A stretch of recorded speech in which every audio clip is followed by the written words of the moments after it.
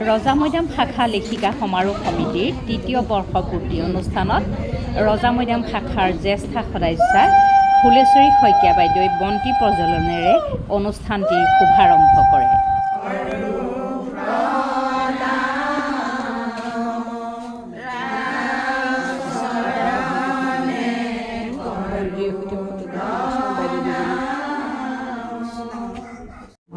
এয়া জিলাৰ সভানেত্ৰী মহোদয়া নিৰদা গগৈ বাইদেউৰ একাষাৰ। ৰীণামণি ভূঞাই এইখিনিত আগভাগ লৈছিলে। গতিকে আজি সেই অনুষ্ঠানটো দিনে দিনে আমি যি জীপ লৈ যোৱা দেখিছোঁ, আমি পৰম সন্তোষ পাইছোঁ। এতিয়া সন্তান জন্ম দিলে যেনেকৈ লহপহকৈ বাঢ়ি যায় দেখি ভাল লাগে, কিন্তু বেমাৰ আজাৰ হৈ যদি মানে পৰি যায় তেতিয়া মনটো দুখ লাগে। ঠিক তেনেকৈ এটা অনুষ্ঠান জন্ম দিয়াৰ পাছত যদি দুপে আগবাঢ়ি যায় তেতিয়া সঁচাকৈ যিসকলে জন্ম দিয়ে কিমান আনন্দ লাগে, সেইটো আৰু বেলেগে চাগে ক'ব নালাগে। আৰু এই প্ৰতিষ্ঠা দিৱসটোৱে সেই জন্মৰ কথাটো আজি 3 বছৰ হৈ আছে, কিন্তু কাইলৈ পৰহিলৈ এবছৰকৈ বাঢ়ি গৈ থাকিব। তেতিয়া আকৌ সেই দিনটো আকৌ পৰিব যে আমি কেনেকৈ অনুষ্ঠান অনুষ্ঠিত কৰিছিলোঁ, কি কৰিছিলোঁ, কোন কোন লগ হৈছিলোঁ, সেইসকলৰ নাম আপোনালোকৰ যিখন মুখপত্ৰ তাত লিপিবদ্ধ হৈ থাকিব। বহুত দিনৰ মূৰত যেতিয়া চাওঁ, আমি দেখোন এই অনুষ্ঠানটো প্ৰতিষ্ঠা কৰিছিলোঁ, ইমান ভাল লাগিব, আমিচোন অমুক আছিলোঁ, আজিচোন আমাৰ মাজত অমুক নাই, এই বেয়া লাগে দেই, এনেকুৱা কথাবিলাক। গতিকে সেই প্ৰতিষ্ঠা দিৱসৰ, সেই জন্ম দিৱসৰ যি মানে আন্তৰিকতা, যি আৱেগিক মুহূৰ্ত, সেইটো প্ৰত্যেকেই পল্লে অনুভৱ কৰিছে। আজি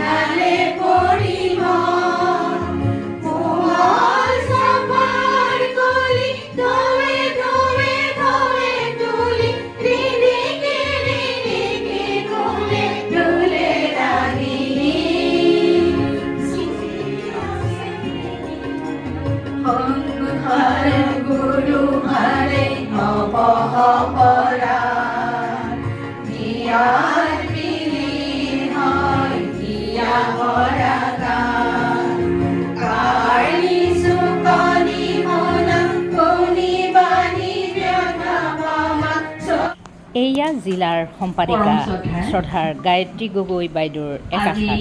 ৰজা মৈদাম শাখা লেখিকা সমাৰোহ সমিতিৰ তৃতীয় বাৰ্ষিক তৃতীয় বৰ্ষৰ প্ৰতিষ্ঠা দিৱসৰ সভাৰ সভানেত্ৰী মহোদয়া, যোৰহাট জিলা লেখিকা সমাৰোহ সমিতিৰ সভানেত্ৰী মহোদয়া, মঞ্চত উপবিষ্ট আমাৰ শ্ৰদ্ধাৰ দীপাঞ্জলি বাইদেউ, প্ৰমুখ্যে কৰি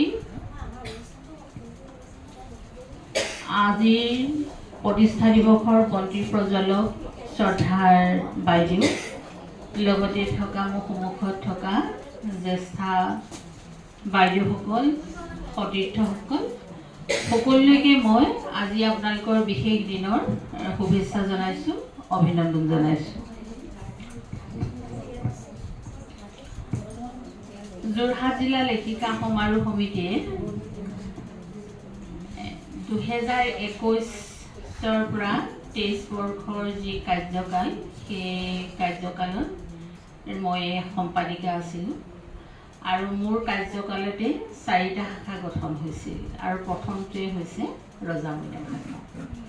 আৰু মই এই আটাইকেইটা শাখাৰ ভিতৰত ৰজা মৈদাম শাখাৰ যি সক্ৰিয় সহযোগিতা যোৰহাট জিলা লেখিকা সমাৰোহ সমিতিলৈ আৰু তেওঁলোকৰ যি গতিশীলতা, তাত মই নথৈ আনন্দিত হৈছোঁ। শাখাৰ সদস্যসকলে প্ৰতীক গীতেৰে সাংস্কৃতিক অনুষ্ঠানটিৰ শুভাৰম্ভ কৰে। বজাৰ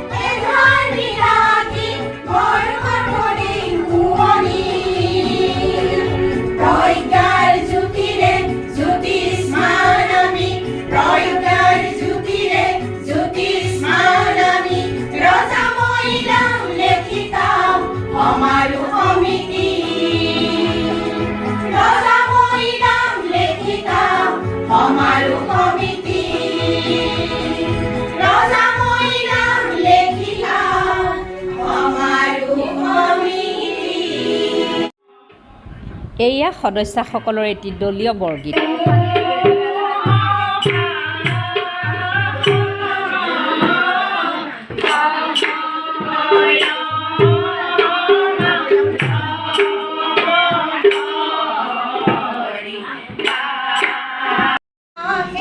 জ্যেষ্ঠ সদস্য বন্তিৰেখা কণ্ঠত এটি লোকগীত।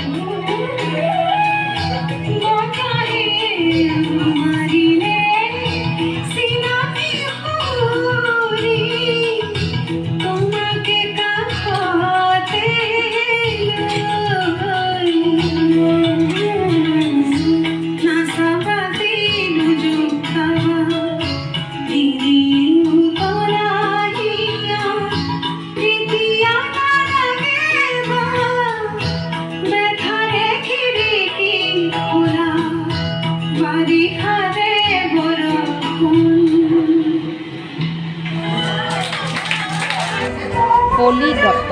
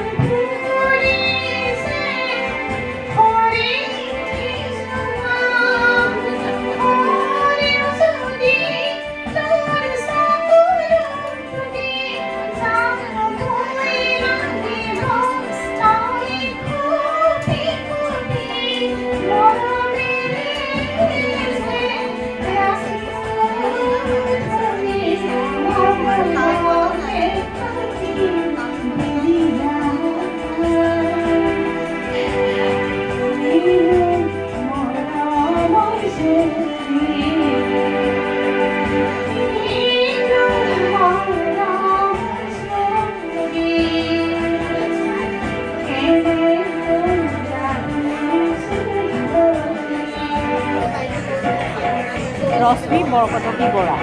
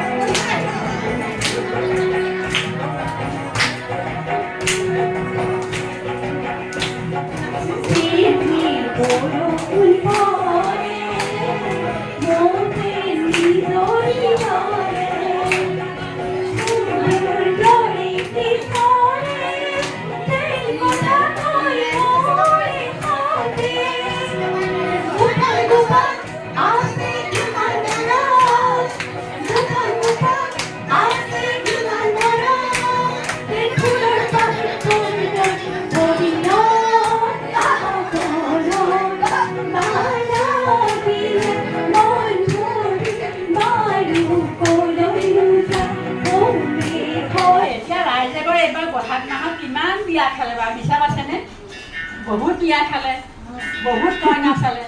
মই এতিয়া কিনাজনী কইনা চাবলৈ গ'লো নহয় দেৰগাঁৱত। মোৰ সেই পুৰণা ঘৰ মানে দেৰগাঁৱত, গাঁৱৰ ভিতৰত। তালৈ গ'লো, গৈ পেলাই মানুহ ঘৰত বিয়ালৈ যাব নোৱাৰিলে। বিয়াত গৈ পালোগৈ, বৰমা আপোনালোকৰ কইনা আনিলে? অঁ আনিলোঁ বোৱাৰী। মোক ক'লে, বোলে কেনেকুৱা? সেয়াই কিনো ক'বা বোৱাৰী কথা। আজিকালি ছোৱালী খাওঁ এইবোৰ কিবা চুটি চুটি কিবা এটা পিন্ধি ওলাই আৰু ৰাতিপুৱা শুই উঠি পেলাই। আমি বাৰু খুব বেয়া পাওঁ নহয়। সেয়াই ক'লে, বাকী বাৰু কেনেকুৱা কচোন? চবেই ভাল বুজিছা। মৰমীয়ে কি কৰে, কেইদিনমান আকৌ কেনেকুৱা ভাল কৰিছিলে কি ক'বা। এই গা ভাল পৰা ওলাই আহি হুৰাই কান্দে, হুৰাই কান্দে। কি নহ'লতো তই ইমান সুখত থাকিনো কিহৰ কাৰণে কান্দিছে গাটো বিয়া দিয়ে। তাই নেমাতে মুখেৰে বোৱাৰীয়ে লাজ কৰিছে, একো নকয়। জীয়েকক ক'লে, ঐ অমিলি এটা সুধিবিচোন কেলেনো নবৌয়ে এনেকৈ কান্দি থাকে। তাৰপৰা সুধিলে ছোৱালীজনীয়ে তাই নকয় লাজ কৰিছা বহুত এই শুনামতা পিছত শাহুৱেকে ক'লে হে মই ৰতি কচোন কৰ কেলেনো এনেকৈ কান্দি থাক তই আমাৰ ঘৰত কয় কান্দিব নেমাৰিব মই আচলতে আগতে মোৰ এটা বয়ফ্ৰেণ্ড আছিলে সেই ল'ৰাটোৰ নাম আছিলে কুমুৰ সোমালে মোৰ কান্দো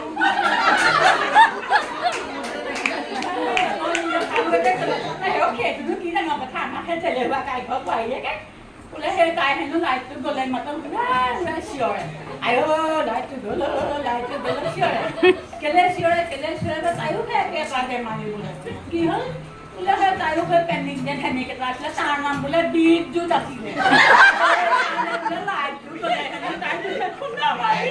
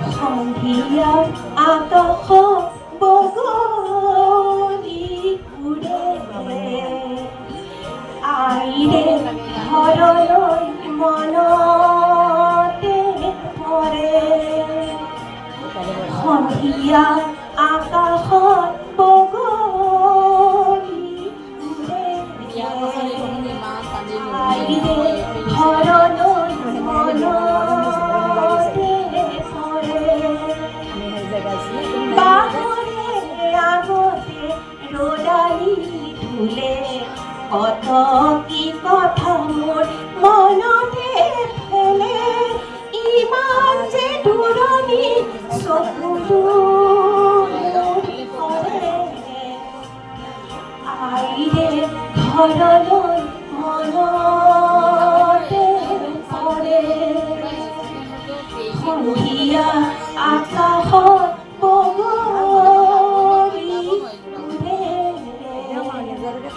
আইৰে ঘৰলৈ মনতে পৰে বিজয় আহু কছাৰী কুশল মেছৰ কুমাৰ গৈ ৰাজবংশীৰ ৰাভা কপালত জ্বলে শত গৌৰৱৰ ৰাভা মই লালুং চুতীয়া লুচাৰী মিকিৰ গাৰু পৰ্বতে ভৈয়ামে জ্বলিছে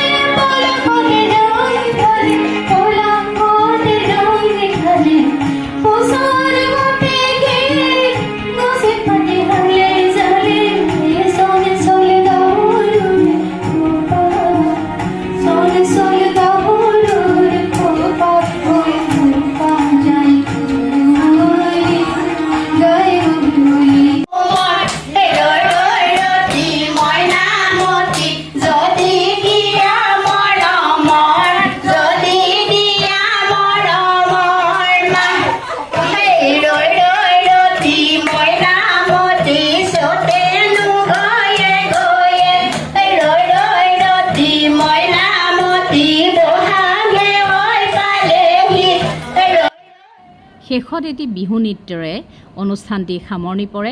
ধন্যবাদ বন্ধুসকল, আপোনালোকে ভিডিঅ'টো প্ৰথমৰ পৰা শেষলৈকে চোৱাৰ বাবে অশেষ